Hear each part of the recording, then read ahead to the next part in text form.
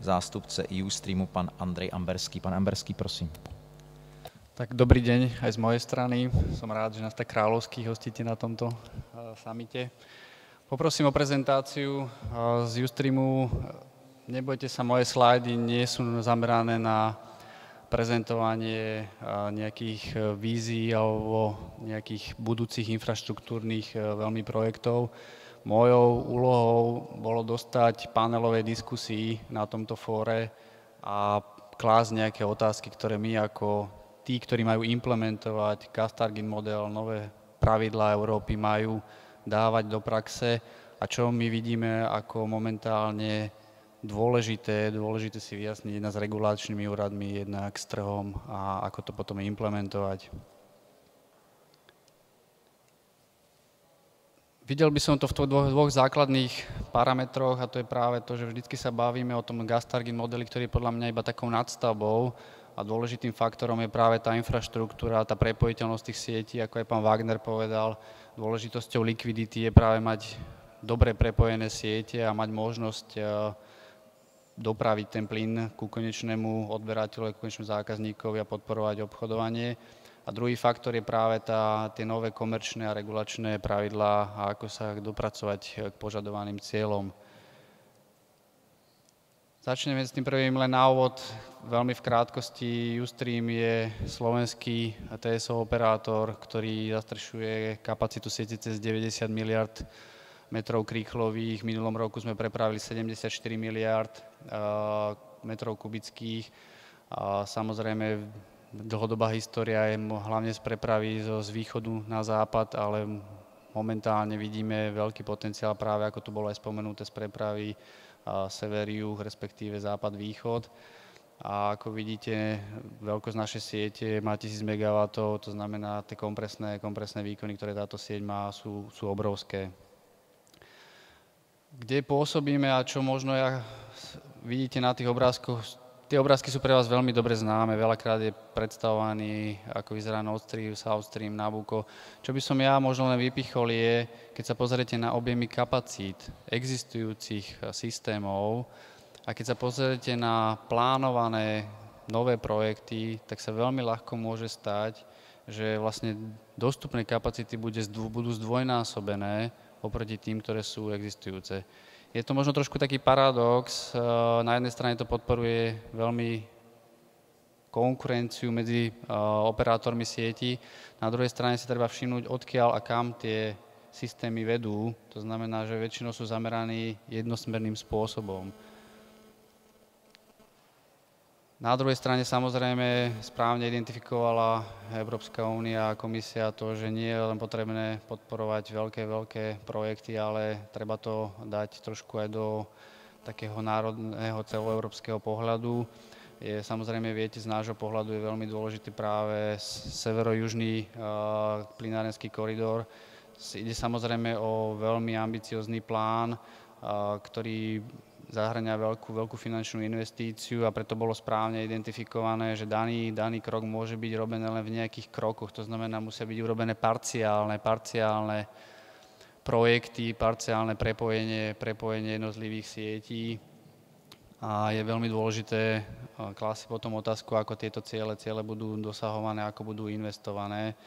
Ja len upozorním, že viac menej stále sa pracuje, či už v Českej republike alebo Slovenskej, na prepojení jednotlivých susedných a to, čo bolo spomínané možno aj v ranejšom paneli, takému zokruhovaniu, čo je najbezpečnejším systémom prevádzky plynárenských zariadení. Ako vidíte, z nášho pohľadu, a to podľa mňa máme zajedno aj s regulačným úradom, či už aj s e-kontrolom, potenciál centrálnej a strednej Európy je obrovský. Môžete vidieť na Ukrajine veľkú dostupnosť prázdnych a veľmi ekonomicky zaujímavých zásobníkov, ktoré majú podľa mňa potenciál do budúcnosti. Poľsko je známe svojimi rozvojovými projektami s veľkým zameraním na bridlicový plyn. Česká republika spája existujúce nemecké trhy ako NCG Gaspool a takisto je vlastne pomocou plynovodov, ktoré boli vám prezentované napojením na Nord Stream.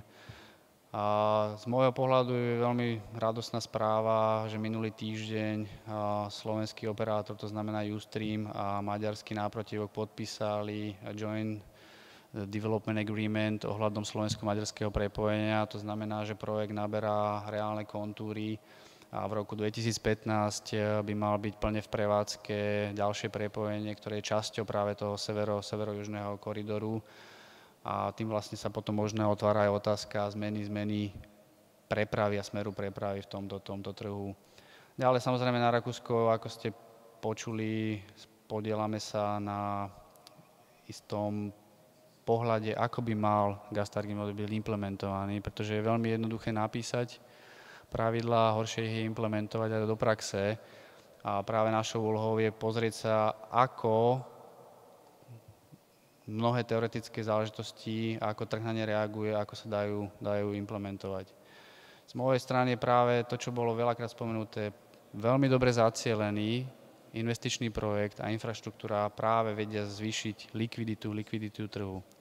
To, čo my vieme, samozrejme investície sú dlhodobého charakteru a je kladená povinnosť operátorom infraštruktúry investovať do týchto rozvojových projektov. Na druhej strane je veľmi viditeľný signifikantný trend obozretnosti obchodovania, respektíve aj dôsledok likvidity. To znamená, že zákazníci jednoznačne idú do krátkodobých, veľmi flexibilných záväzkov. Viete sami, že na trhu je veľmi vysoká konkurencia, ktorá spôsobuje, že málo kto je schopný a respektíve ochotný zabukovať dlhodobú kapacitu. A to je práve nejaký taký možno otázka, ako sa vysporiadať s týmto rozporom, s týmto kontrastom. Na jednej strane je na operátorov infraštruktúry tlačený tlak do investícií prepojenia, ktoré majú dlhodobý charakter. Na druhej strane je veľmi malý záujem trhu zabukovať dlhodobé kapacity. Môžeme len povedať z našej vlastnej skúsenosti, keď sme robili nedávno niekoľko open season, ako náhle bola open season nezáväzná, bol obrovský záujem zákazníkov. Všetci prejavovali veľký záujem o projekt, stávajte, ďakujeme, perfektná idea. Ako náhle prišlo na záväzný open season, ktorý mal hovoriť o tom, ako ten projekt bude vyzerať a akú bude mať návratnosť a či do neho ísť, komitmenty na 1 rok, na pár kubíkov. Len málo spoločností je ochotných zobrať na seba riziko a podieľať sa spolu s operátorom na tomto riziku. A tu je pre mňa možno otázka do tohto pléna, aj možno pre mojich kolegov, ako sa vysporiadať s tým. Samozrejme, že Európska únia robí mnoho grantových projektov a podporuje aj slovensko-maďarský prepoj, je spolufinancovaný z EIPR fondov, avšak tieto sú vždy v veľmi zanedbateľných čiastkách. Takže je tu naozaj na mieste otázka, ako podporiť tieto projekty. Druhá časť, ktorá je závislá, skôr potom možno už naozaj, ja nebudem rozprávať o jednotlivých zameraniach. Vidíte a počuli ste veľakrát, aké sú tendencie.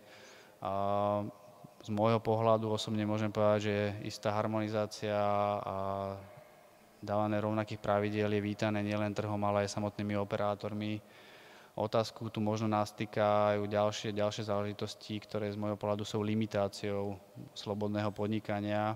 A to je napríklad to, že by mali byť len bundled capacities. To znamená, ako sa majú vysporiadať operátori, ako sa má vysporiadať samotný trh, pretože to nie je o operátoroch, to je možno o tých zákazníkoch, ktorí budú nútení objednávať len cezhraničné kapacity v systémoch a jednoznačne len na krátkodobej báze. Najlepší booking, viete sami, v Nemecku je D-Head, a na základe toho sa veľmi ťažko plánuje sieť do budúcnosti.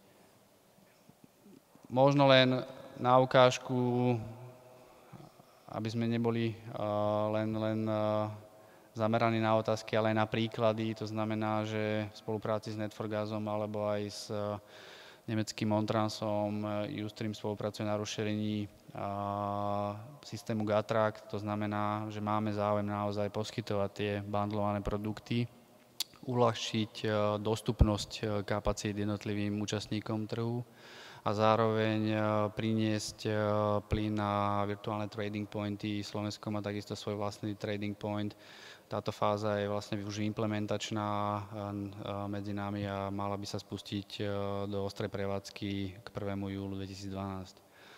Záverom dovolte mi možno trošku naozaj otvorených otázok do pléna. Nie je mojou úlohou prezentovať tu nejaký view.